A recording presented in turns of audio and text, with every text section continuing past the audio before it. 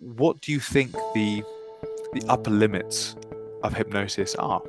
All hypnosis is really self-hypnosis. I'm not doing anything to people. I'm teaching them how to do it for themselves. The brain is our major evolutionary advantage, the 3-pound organ on top of our shoulders, but it doesn't come with a user's manual. Something that would maybe be really helpful is to potentially break down some of the other myths or some of the top mistakes that you think maybe many hypnotherapists are making. Well, hello, welcome my friend to Awaken The Alchemist, the podcast where we explore the intersection of ancient wisdom and modern science for personal transformation. Now, I am incredibly honoured to have a pioneer in the field of hypnotherapy and psychiatry join us. Now, my guest today is no other than Dr. David Spiegel, who is a distinguished professor at Stanford University School of Medicine and a leading authority on the mind-body connection. I can assure you that of probably all the people in this world, no one really quite knows neuroscience like this man, especially when it comes to hypnosis. Dr. Spiegel's groundbreaking work in hypnotherapy and psychosomatic medicine has earned him international acclaim. With a career spanning several decades now, he has devoted his life to understanding the profound impact of the subconscious mind on our mental and physical well-being. Throughout his illustrious career, Dr. Spiegel has not only transformed the lives of countless individuals through hypnotherapy, but has also conducted groundbreaking research that has reshaped our understanding of the mind's ability to heal and cope with trauma, stress, pain, you name it. He is the author of numerous influential publications and has received prestigious awards. I actually came across his work several years ago when I purchased something called the Handbook of Hypnotic Suggestions and Metaphors. And most of the metaphors in there are Dr. David Spiegel's or his father Herbert Spiegel. So these guys are pretty big in the world of hypnosis, and really, if I'm being selfish, this is a conversation that I wanted to have probably for maybe 4 years now. Either way, with all the questions that I had for him, finally we were able to pull apart some of the best ones that have been sort of plaguing my mind for years. And in today's episode, we delve into the neuroscience of hypnotherapy in a lot more detail than usual, exploring its therapeutic potential, its role in managing things like pain, like stress, like beliefs, and how it can empower individuals to tap into their inner resources for healing and personal growth. Within this episode, Dr. Spiegel will share his insights, his expertise, and wisdom with us, offering valuable takeaways for both professionals and those seeking a better understanding of the mind's incredible capabilities. So, without further ado, let's just dive into this enlightening conversation with the brilliant David Spiegel and uncover the transformative power of the mind. So, welcome Dr. Spiegel. Lovely. So we are recording, we are live. We're not live, just pre-recording. But Dr. Spiegel, it's lovely to have you on. How on earth are you doing? What time is it where you are at the moment? Thank you, Scott. It's 9:04 in the morning. Okay, wonderful. So I'll wake up in a little while. That's ideal. Wonderful. And I really thought that we could start this podcast with really speaking about the beginning, because I know that I think you were given the wonderful false dichotomy when you were younger of being any psychiatrist you wanted to be. Any kind I wanted to be. Right, and here I am. That's right. Yeah. That's right. So perhaps we could start, because for people who aren't familiar with who you are, obviously you're someone who is probably the person you would want to speak to if it was understanding the science and the neuroscience behind hypnosis. But I also understand that you got a head start from your father as well. So maybe we could start there. Sure. Well, it is something of a genetic illness in my family. My father learned hypnosis when he was heading off to North Africa to be a battalion surgeon in World War II, and a Viennese refugee who could not serve in the U.S. military, but had learned about hypnosis because he was a forensic psychiatrist who had a smallpox scar in the middle of his forehead. And he noticed that the prisoners he was interviewing would sometimes just sort of nod off and go into some altered state, and he got interested in hypnosis. So he taught my father that. He used it in combat for pain control and for dealing with combat stress reactions. He came back and was going back to his training as a psychoanalyst, which is what every good psychiatrist was doing back then. And he was about to give it up, basically, because Freud gave it up, and people were telling him, who are you to keep doing it if Freud gave it up? Mm. And he had a wonderful supervisor named Frieda Frau-Reichmann, who was very open-minded and interesting woman. And she said, what are you being so precious about your reputation for? You're going to teach a course about hypnosis at the Psychoanalytic Institute because I'm going to take it, so I want you to do it. And he kept doing it, and he discovered he would call his patients after a while and find out how they were doing, and he discovered that he was getting sometimes better responses from the ones he used hypnosis with for a few sessions than the ones he was doing analysis with 3 times a week for years. And so he kept doing it. And the dinner table conversations were pretty interesting. And I got to watch him make some videos of patients who'd been hypnotized. And so when I went to medical school, I thought, well, I got to at least take a hypnosis course, for God's sake. So I did. And my first patient was a 15-year-old girl who had status asthmaticus at Children's Hospital. She was wheezing uncontrollably. She had not responded to epinephrine injected under her skin twice. And the nurse said, "Spiegel, your patient's in room 243. And I followed the sound of the wheezing down the hall, and I walk in the room, and there's this pretty 15-year-old redhead struggling, knuckles white, struggling for breath. Her mother's standing there crying. Nurse is in the room. I didn't know what to do. And but I had taken the hypnosis course. So I said, "Well, do you want to learn a breathing exercise?" And she nods. And I said, I got her hypnotized. And then I broke into a sweat because I realized we hadn't gotten to asthma in the course yet. So I came up with something very clever. I said, each breath you take will be a little deeper and a little easier. And within 5 minutes, she's lying back in the bed. She's not wheezing anymore. Her mother isn't crying anymore. The nurse ran out of the room. My intern comes running to look for me. And I thought he was going to pat me on the back. He said, "Spiegel, you need to understand that the nurse just filed a complaint with a nursing supervisor that you violated Massachusetts law by hypnotizing a minor without parental consent." And, Massachusetts has a lot of crazy laws, but that isn't on the list. And her mother was standing next to me when I did it. And Scott, as you, I'm sure, know by now, the myths about hypnosis are just ridiculous, and they contradict one another. So some people think it's terribly dangerous, and other people think it's a bunch of nonsense and magic tricks and nothing at all, and neither of which is true. So he said, "You're going to have to stop doing this," my intern. And I said, "Oh, really? Why?" He said, "It's dangerous." And I said, "You're about to start general anesthesia and put her on steroids, and you're telling me my talking to her is dangerous? I don't think so." And I said, "I'm not going to tell my patient anything that I know is not true. So take me off the case if you want, but as long as she's my patient, I'm going to keep doing this." So, and she'd been hospitalized every month for 3 months. She had one subsequent hospitalization, but she went on to study to be a respiratory therapist. Wow. And the intern, left. He stomped out. He talked with the resident, the chief resident, the attending. And on Monday, they came back with a radical idea. They said, "Let's ask the patient." I don't think they've ever done that before. She said, "Oh, I like this." So I thought that anything that can help a patient that much, that fast, like right in front of my eyes, without any side effects and violate a non-existent Massachusetts law had to be worth looking into. And that was the first of about 7,000 people I've used hypnosis with. But it was just like right there in front of me. I couldn't miss it, that you can help people immediately, safely, better manage themselves and their bodies. And so why not do it? And that's what I've been doing ever since. Yes. It's extremely fascinating, and definitely pulling apart some of those myths is something I'd love to do a little bit later in this conversation. Because some of the myths that I think probably both of us have heard from hypnotherapists as well, they're coming from hypnotherapists. I think there's quite a big, there's a big set of claims of I wouldn't say delusions of grandeur, and sometimes people say, no, this is impossible with hypnosis. Sometimes people say anything can be done with hypnosis. And I think, like most things, the truth is probably somewhere in the middle. I thought if there's any one question that I definitely had to ask you, it would be, what do you think the upper limits of hypnosis are? Haven't been asked that one before. I couldn't find it on another podcast either. Sky's the limit.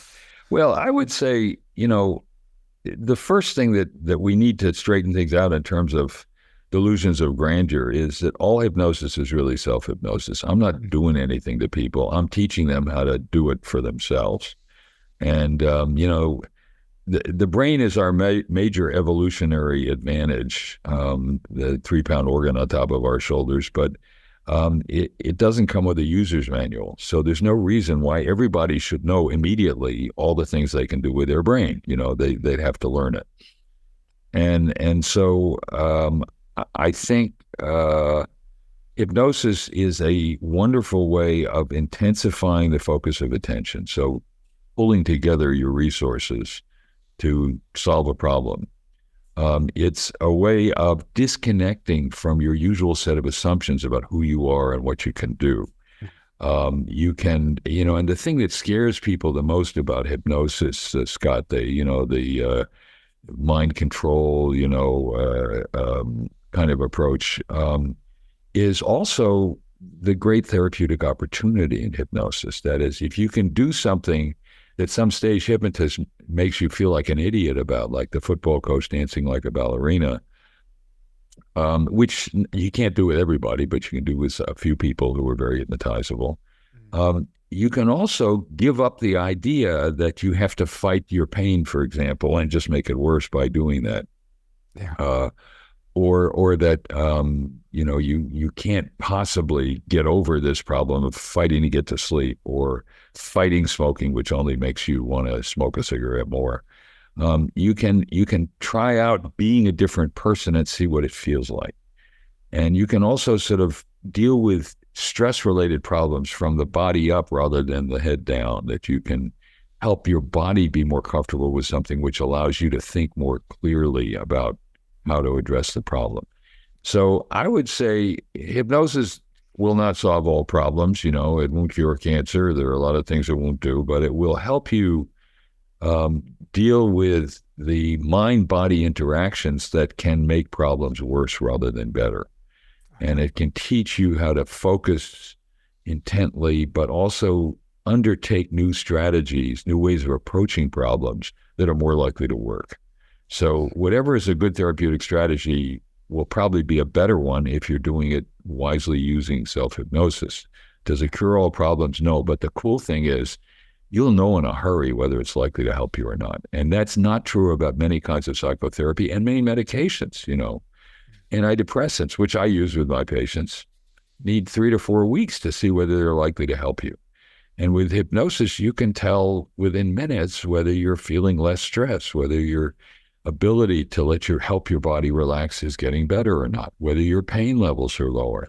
So the cool thing about it is you've got this in vivo test, and it doesn't work for everybody, but when it works, you'll know about that right away. Yeah.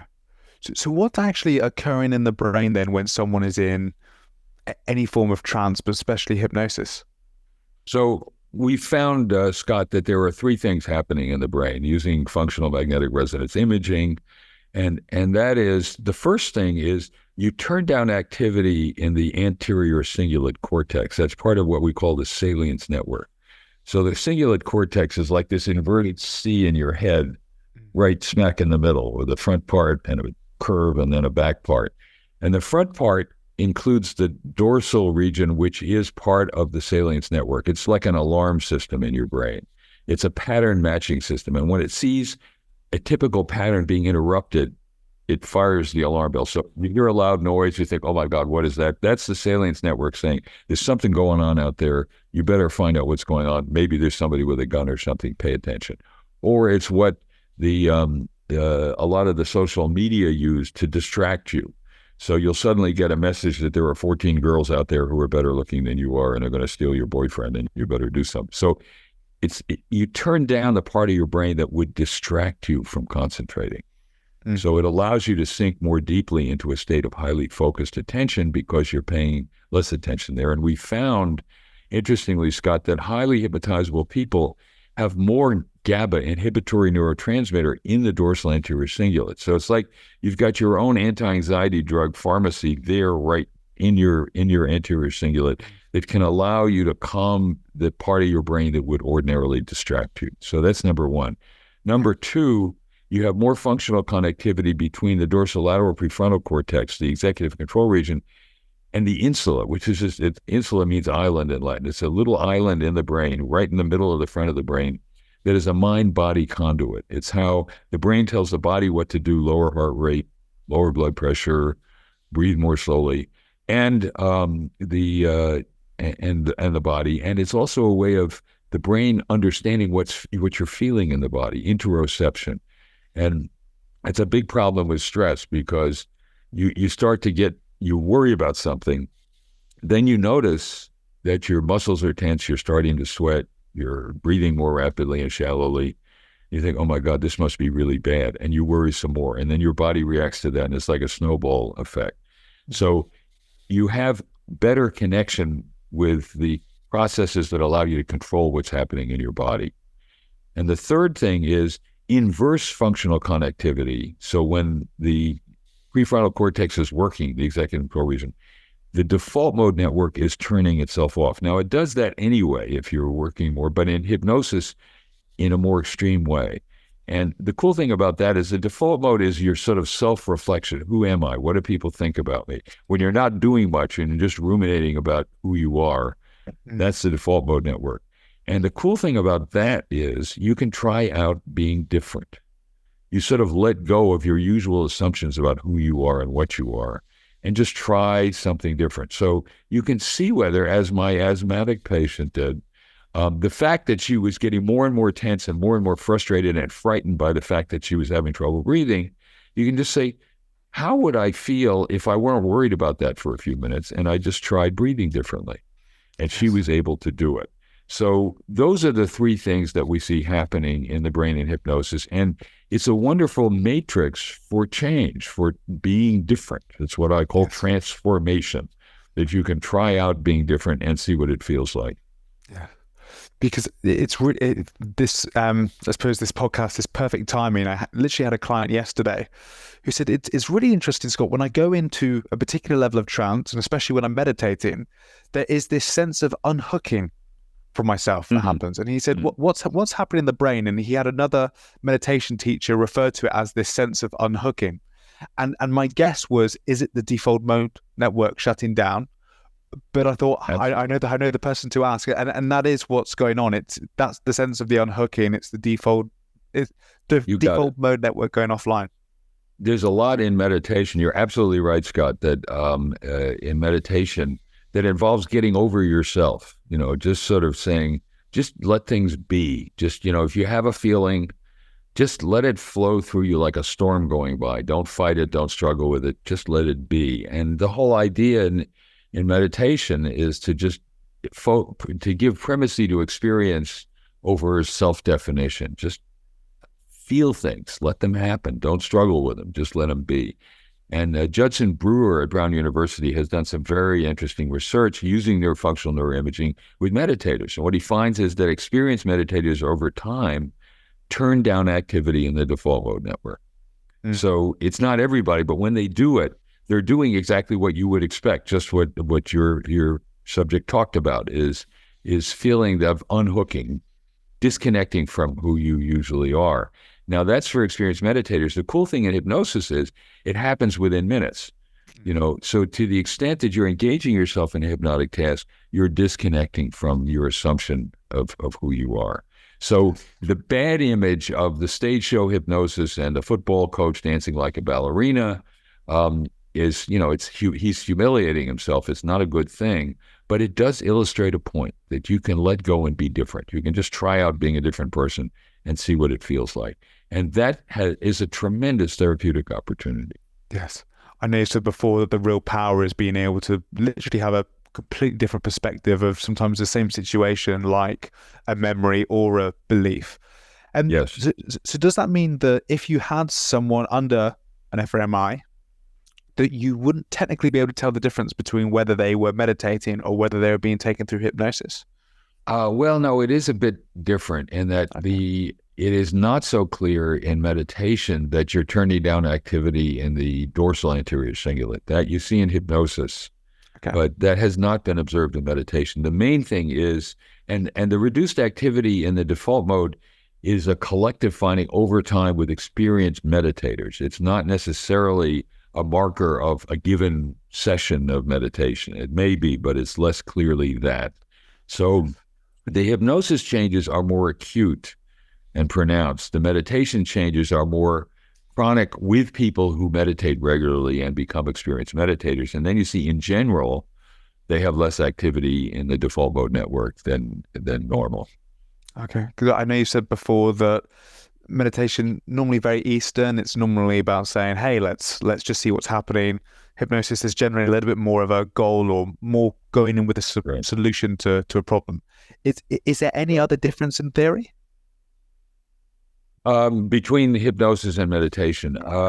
Well, it is. I mean, I had a very experienced meditator, a woman who for 10 years had been meditating twice a day, and she had terrible migraine headaches. So she said, I feel funny as a meditator coming to you for, coming to Reverie to get help with a headache, but that's my problem. So I taught her how in hypnosis to imagine that she had an ice cap over her head, cool tingling numbness, filter the hurt out of the pain. And very often people with migraines actually put ice on their head. They cool their head down because their head feels hot. And she said, and you know what? It worked. My migraines went away. And she said, I want to thank you for allowing me to utilize my intentionality. Meditation, you're not supposed to have intention. You're supposed to be, not do, And with hypnosis, you're supposed to do, not be. It's kind of the converse in a way where you use it for a purpose. I don't want a world full of people walking around hypnotized. I do want a world of people who are able to very quickly and efficiently manage problems they have.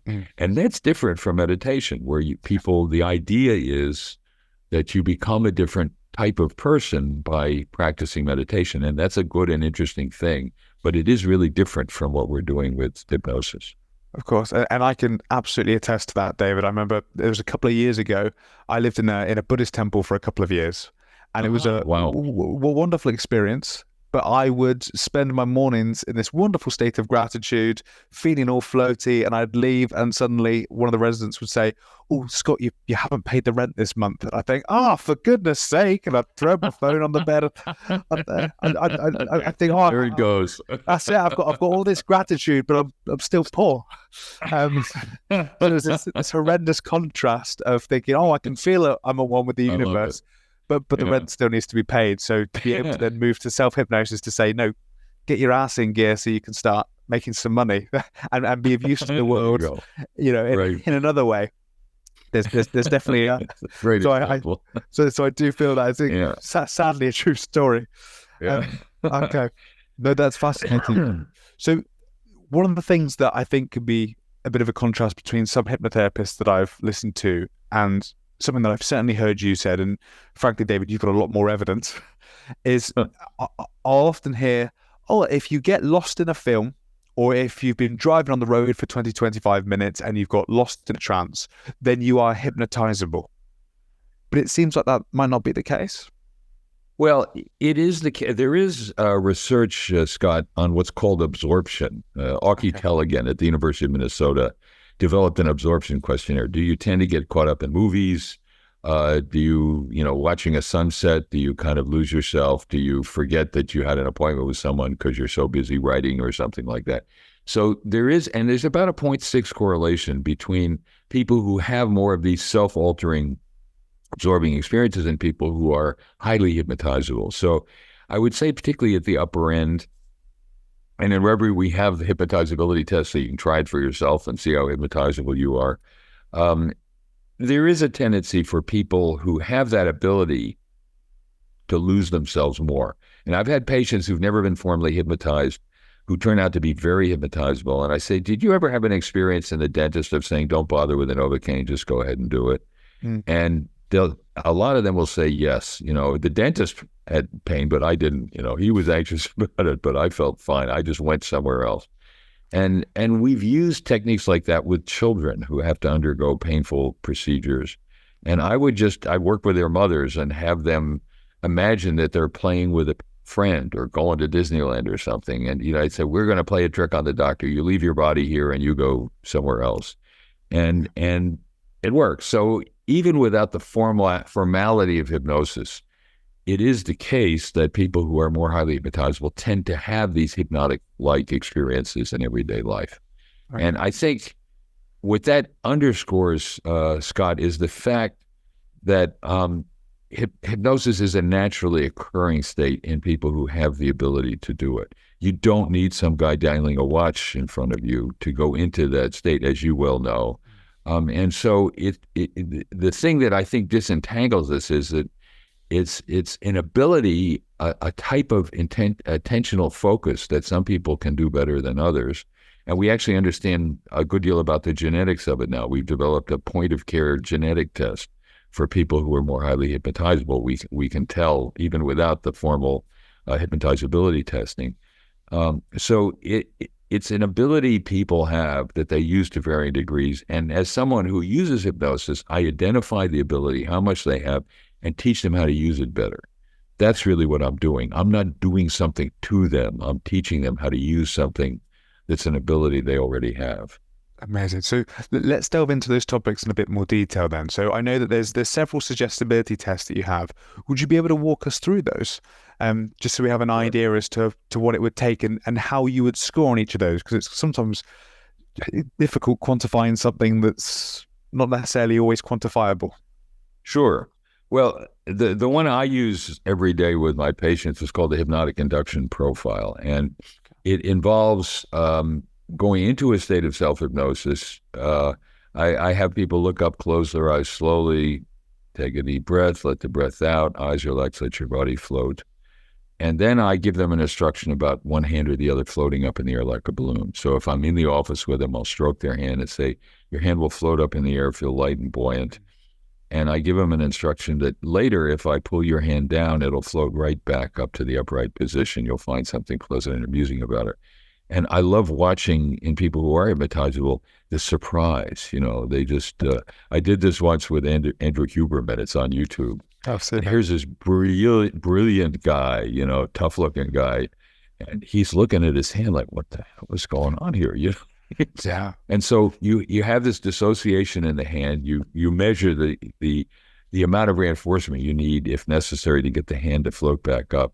You then have them raise the other hand and see if there's a difference in their sense of control. So you have this dissociated control over the hand. And then you give them later an instruction that if I touch your elbow, your usual sensation and control will return. And you get more points if the hand immediately responds. And now you've got equal control again in the two hands. Did you have a sense of floating lightness or buoyancy, a sensory alteration? Did you respond right away to the cutoff signal? So you can get up to 10 points for each of these 5 items, and that's your 0 to 10 hypnotizability score. There's also the eye roll measurement that some people use. The idea there is without even hypnotizing someone, you may get a way of guessing. If you can dissociate lowering the eye from lowering the lid, you may be more hypnotizable. The reticular activating system surrounds the 3rd, 4th, and 6th cranial nerve nuclei that control eye movement. And it seems to be a way of understanding a relationship between eye movement and hypnotizability. But the hypnotic induction profile for me is the most definitive measure of how hypnotizable people are. And it takes 5 to 6 minutes, and you get a pretty good idea of how hypnotizable you are. And we have that on Reverie, so people can do it for themselves. Perfect. Because I was just going to ask that generally the idea of touching someone's hand, or is that something that you would need to be there in person? Because obviously most people do. I say that. I think there's a good portion of hypnotherapists around the world who predominantly do this online now, Yes. especially since lockdowns.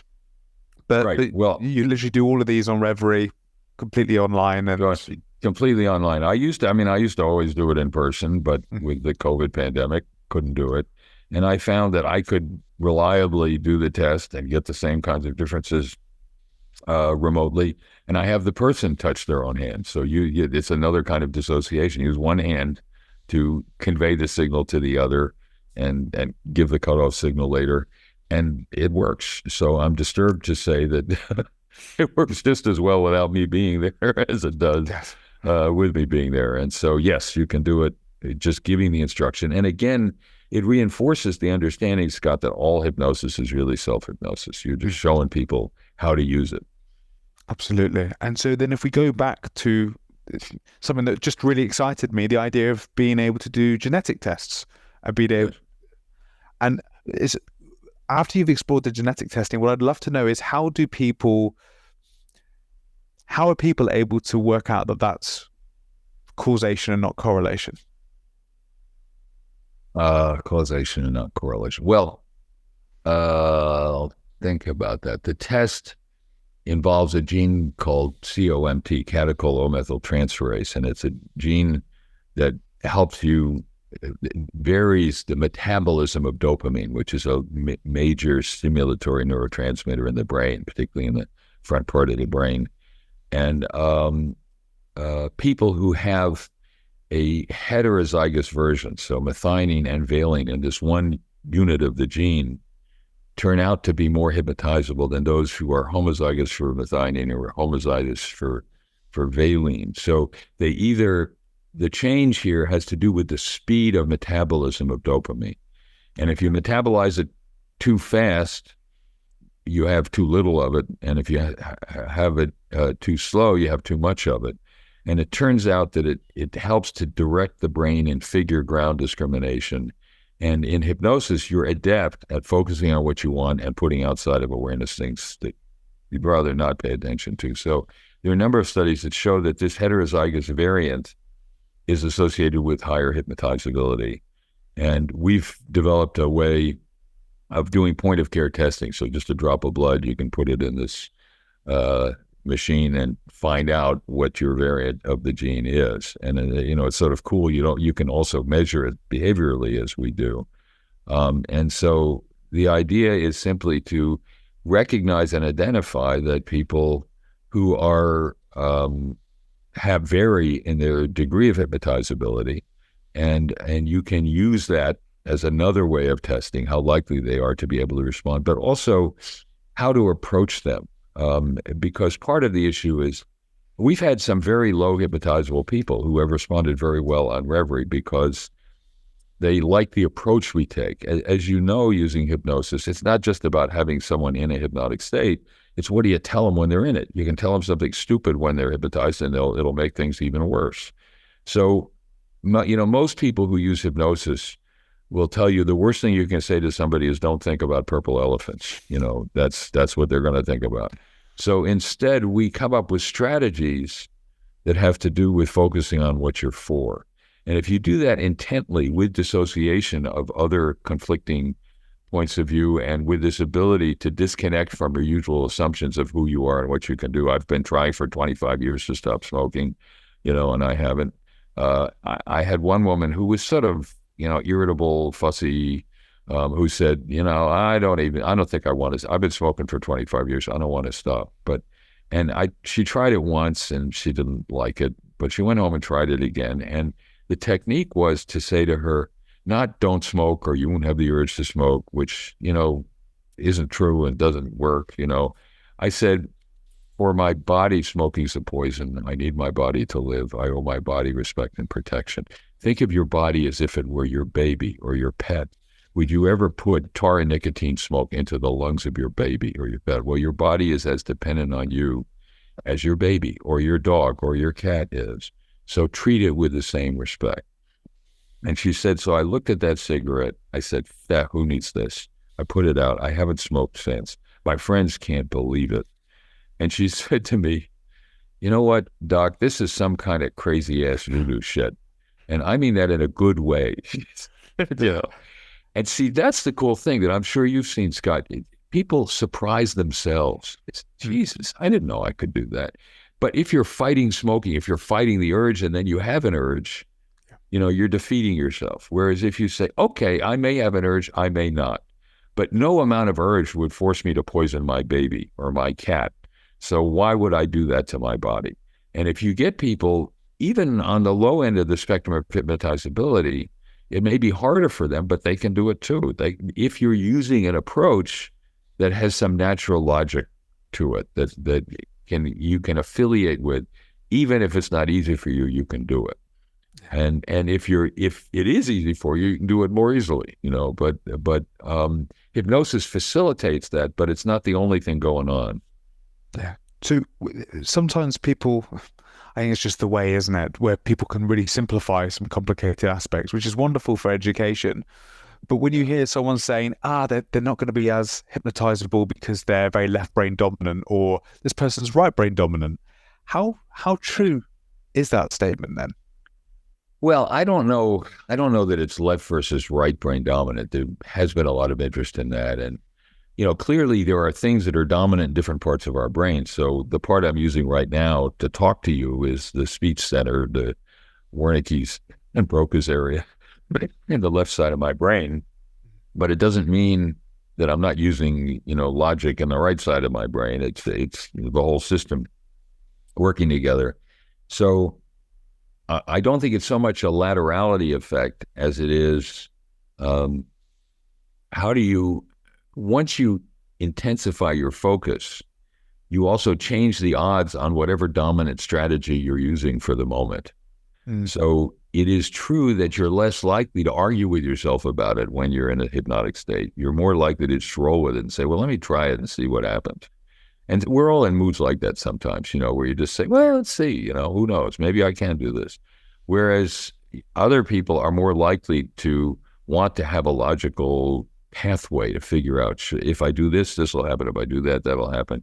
And that sort of more rational, let's argue about it approach is something that less hypnotizable people do. It happened, for example, Scott, that I had 2 women came to me with the same problem at about the same time. They had trichotillomania, which means, pathological hair pulling. They'd start pulling, they'd pull it out. Now, I don't have that problem, but they did. And one of them was a very attractive young woman who had started going to this hairdresser who thought she was so beautiful and her hair was so nice that he would do her hair for free if she let him take pictures and put pictures of her hairdo on the window of the beauty salon. But he was also starting to come on to her, and she didn't know how to deal with it. She was a sweet person and didn't want to make him feel bad, but also didn't want to become involved with him. And so she started pulling out her hair. And that was a way for her of making it impossible for him to keep doing what he was doing, but at some personal cost. It happened she was also somebody who loved stray animals and helping animals. And she would, she saw a dog lying by the side of the road, she'd pull a car over and try to rescue the dog and all that. And I said, in hypnosis, I said, I want you to picture that dog that you pulled over to help the other day. Would you ever start pulling hair out of the dog's body? And she said, of course not. I'm here to help her. So I said, give your body the same respect you give an injured dog. And that did it. So, and I said, if you start feeling yourself doing that, stroke your head instead of pulling the hair. Soothe it, stroke it the way you would the dog. And she just stopped. And I said, and by the way, tell the hairdresser to go to hell and go somewhere else, just, you don't, and it's interesting that highly hypnotizable people tend to have more difficulty refusing other people. The low hypnotizable just say, what the hell is he doing telling me that, but for highs, they sort of get it. They tend to affiliate with people very well. They feel what the other person is feeling. I don't want to hurt his feelings kind of thing. He's been nice to me. And I just said, he's not being nice to you. He's trying to exploit you. So, I would play the other side of her brain telling her, you don't need this. And so she did that. She stopped like that. The other was an accountant who said, who she was pulling her hair out. She said, it's getting at my knotty nerves.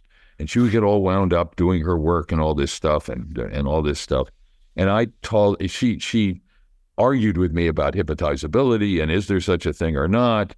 And I said, I couldn't even test her hypnotizability till the second session, which never happens with me. And I finally said, all right, you're solving the wrong problem. And you can have knotty nerves, but you're not helping your nerves by doing this. And you're doing damage to your body, and here's how. And so I was in a more argumentative, here's the way to look at it kind of thing. And she came in the next week with a chart of the percentage of pre-treatment hair pulling that she had done. And of course, it got worse before it got better. So finally, after a month, I argued her out of it and said, you're damaging the wrong thing, and she finally stopped. But the pathway was very different. And with hers, it was much more arguing logical. It wasn't easy, but she did it. Whereas with the first woman, she just got it. She was taking care of her body and she was done. She was fine. So you can do both, but the pathway will be different depending on their hypnotizability. Interesting. You've said something there that seems so obvious, but something I've never thought about before, about the idea of people who are maybe high in levels of agreeability naturally being more compatible for hypnosis versus low ones. And I've never thought about that before, but of course that character trait would work with hypnotizability. Do you think that inherently they're over maybe a big enough subject group that there might be a difference in hypnotizability between men and women. You would think that, and a lot of people thought that. It turns out that it's not true, that men and women are equally hypnotizable. And you're right. I mean, women differ from men in sort of sociability, and their tending and befriending is kind of what women, in a sort of typical way tend to do. And men are more fight and flee, kind of approaches. And women are, have traditionally throughout human history be the ones who create a social atmosphere that protects young children and helps us raise them safely. And men go out and, kill meat and bring it home kind of thing.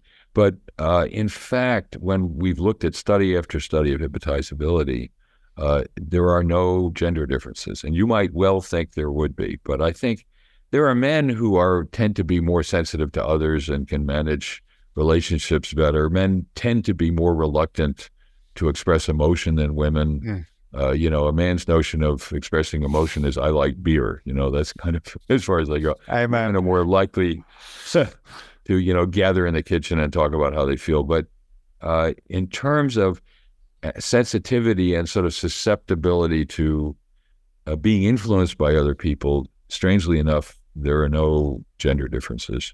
Interesting. And so have there been any studies of people going into hypnosis if the corpus callosum is cut? Because I'm wondering then how that might change the ability to go into trance if maybe both hemispheres aren't, working together. It might. It wouldn't surprise me if that were the case. I don't know of any studies like that. I mean, you have in patients who have that, for intractable seizures, for example, you do have more difficulty, obviously, communicating between one hemisphere and the other. You pretty much can't. I don't know of any studies of hypnotizability in callosal cuts. It would not surprise me. A lot of things don't work as well in the brain when you do that, and so it wouldn't surprise me if that were part of it. It's a different kind of dissociation. It's a real left-right dissociation. So in people like that, something will be going on in the left hemisphere and they won't have any idea what's going on. If you're asking them with a signaling task using a hand, what is being shown to them in the other hemisphere, they won't be able to do it. But that's a kind of crude dissociation. Highly hypnotizable people can have all kinds of dissociative experiences, disconnecting, sensation or control in one hand compared to the other, but it's highly flexible. It's not the same kind of thing as what a callosal cut will do. Yes. Okay. And so when we delve into things like scientific studies, I think there's lots of people that nowadays people are starting to want to do more of the research themselves. I think there's a lot of mistrust in a lot of bigger organizations. And people can very easily read the headlines and then not explore a bit further. With hypnosis, because I just do my own personal opinion, there's so many variables that could occur between a therapist or the facilitator and a subject, like, the rapport, do I like them? Do I like the person's voice? All those aspects. When studies are being done on hypnosis to see how effective it's been over a period of time, are there generally multiple facilitators, different voices? Are they using different scripts? Are they not using any scripts at all? And they're calibrating everything to the client? How does it normally work? Well, when we do these studies, Scott, we can we control for it by not controlling for it, in the sense that everybody gets exposed to exactly the same thing. So in our MRI studies, for example, we have a recording of me. It's me, but it's always me, and it's a recording. So everybody is getting exactly the same set of instructions. So we control for it by not varying it, by saying, let's see what differences we can observe with different conditions, like for different degrees of hypnotizability, listening to exactly the same hypnotic induction. I think it is the case that highly hypnotizable people will be more sensitive to variation in the hypnotic instruction that is better or worse. I think a highly hypnotizable person will be particularly sensitive if you say something that's insulting or frightening or unpleasant to them. They'll respond more than people who are less hypnotizable. Will say, oh, that guy's being an idiot. I don't want to, who cares what he says, kind of thing. So I would say, oddly enough, the variance in differences in the hypnotic instruction will have more effect on highly hypnotizable people who still may have some kind of profound hypnotic experience than low hypnotizable people who are used to filtering out and imposing their own judgment on what people are saying to them more than other people who are less likely to do it. So there's a kind of paradox there where the highs will be more sensitive to the kind of variation you're talking about in input than lows. So it can affect their hypnotic performance, but in varying ways, more than it would with low hypnotizable people who will be filtering out what you do anyway. And what do you think the biggest criticism of that would be from the hypnotherapist who would say, well, no, if I went in there, I would calibrate it this way for this person, or the big NLP fans who are saying, well, this wasn't a visual or a kinesthetic person, and trying to make up for that? To be honest with you, I don't buy it. I think, I'm not a big fan of NLP in part because it's sort of manipulative. It's like, I'm going to outsmart this guy and get him to do it whether he wants to or not. And my approach is, I want to ally with this person, identify the best way they can change and help them do it. Yes. And so I don't think it's a matter of manipulation and all of that. And I think there are differences in the way you can appeal to people and their cognitive style in a way that is more likely to be effective. But it's not a matter of manipulating them or outsmarting their brain. It's a matter of learning about how their brain works and then trying to build the best alliance you can to help them do what they want to do. Yeah. So I accept the concept, and I work with the concept that people differ in their cognitive style, but I don't agree with the idea, for example, like Milton Erickson used to say, I can hypnotize anybody. And I have seen times when he could not. And it's just not true. So you can talk at people for 45 minutes or an hour and do the my friend John thing. You pretend you're hypnotizing someone else who isn't there and you talk a minute. I just don't buy it. I think if someone's not hypnotizable, you can talk at them all day long and it's not going to happen. And if they are, there are a lot of things you can do and it will happen. And so my approach is to identify their mind style and work with it.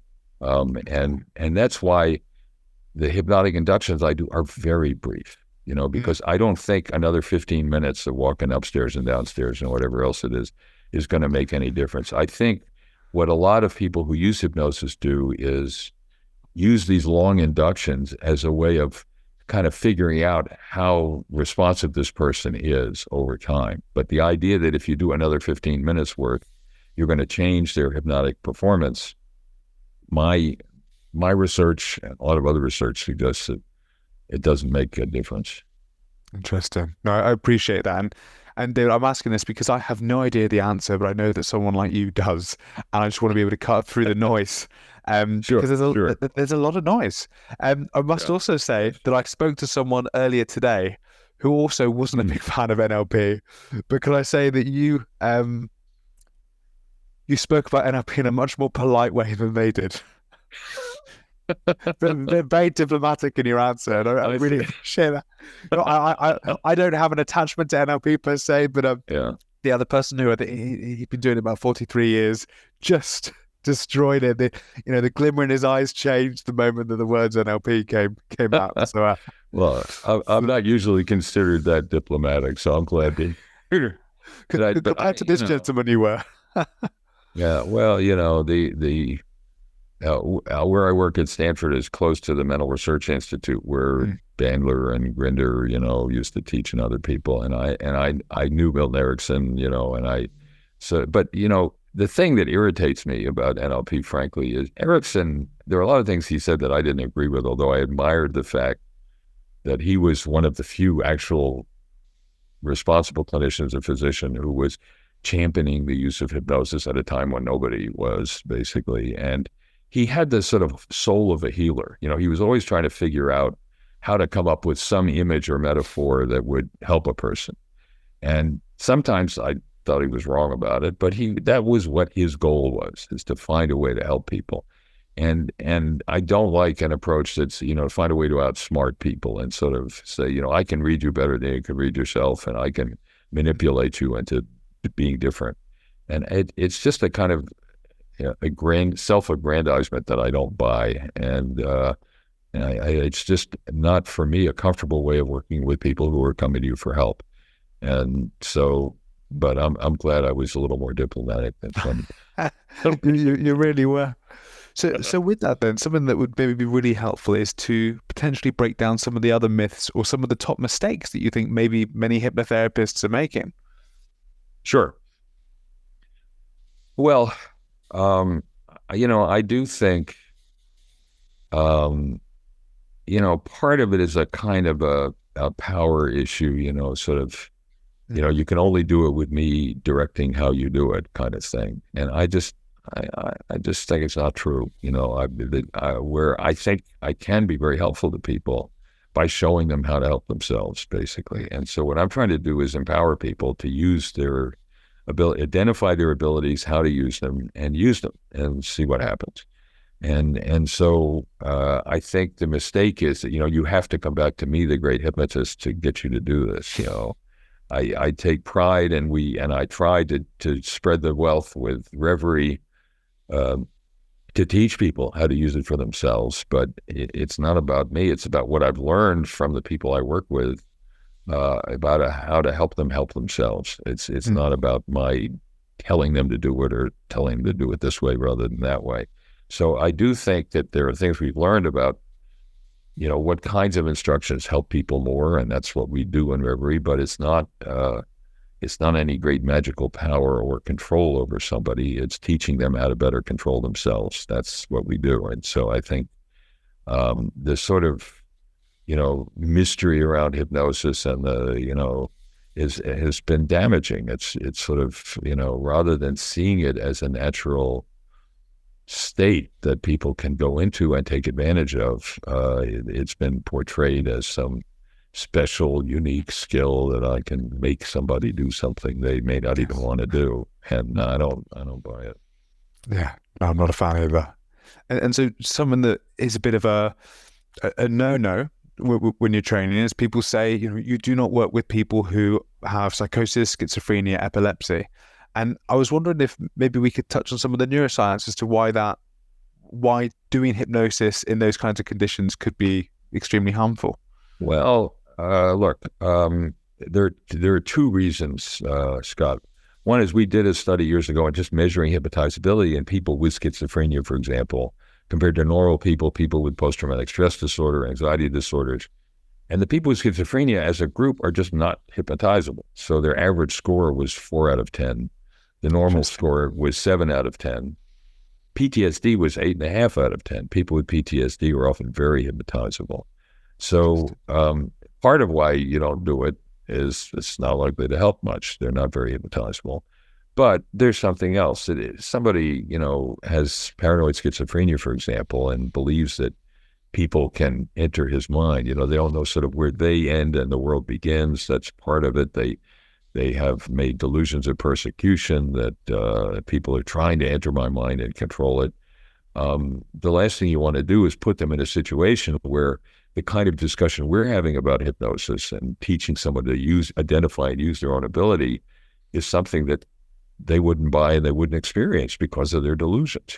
Without hypnosis, they think, people may be reading their mind or putting thoughts into their heads and making them do things. So you can, frighten them or cause them to act out in a way that could be destructive because they think you're doing something to them that you're not. So the kind of discussion we've been having about what hypnosis is, wouldn't fly with it. They wouldn't buy it. They would think, oh my God, this guy is entering my head and controlling it. So, and they have bigger problems than stopping smoking and managing their anxiety. And in general, and I've worked with a lot of people with schizophrenia, they need a different kind of help, basically, and they're not able to utilize what hypnotic ability they have, which is usually not much, to deal with their problems. They got other bigger problems that need attention. So I think the main issue there is also, if somebody goes to someone, a psychotherapist who uses hypnosis, it's not merely to solve a problem, but they need an assessment about what's wrong, what's troubling them, and it needs to be a good clinical assessment.